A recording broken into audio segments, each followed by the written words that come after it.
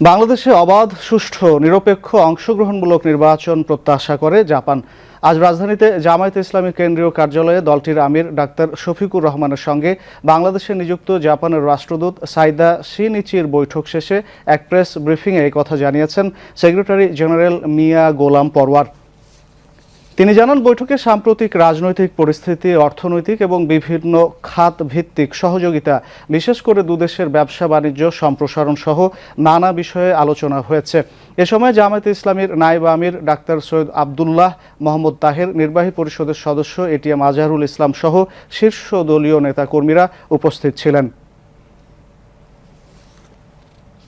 ইসলামের উপরে কি জুলুম নির্যাতন নিপীড়ন চলেছে, আমাদের নিবন্ধন বাতিল হয়েছে, আমাদের প্রতীক নিষিদ্ধ হয়েছে, অফিস বন্ধ হয়েছে, আমাদের প্রিয় নেতৃবৃন্দকে ফাঁসিতে ঝুলিয়ে হত্যা করা হয়েছে, কারাগারে তারা মৃত্যুবরণ করেছে, রিমান্ড, ক্রস ফায়ার, আয়নাঘর, এইসব ইতিহাসের কথা তিনি তুলে ধরেছেন। সংস্কারের মেজর ইস্যুগুলো কিভাবে আমরা কার্যকর করব সেসব উপায় এবং পথপন্থা সম্পর্কে তার আগ্রহ ব্যক্ত করেছেন। আমরা আমাদের দলীয় পলিসির ভিত্তিতে যে সমস্ত রিফর্ম প্রপোজাল গভর্নমেন্টকে দিয়েছি তার ভিত্তিতে আমরা তার জবাব দিয়েছি।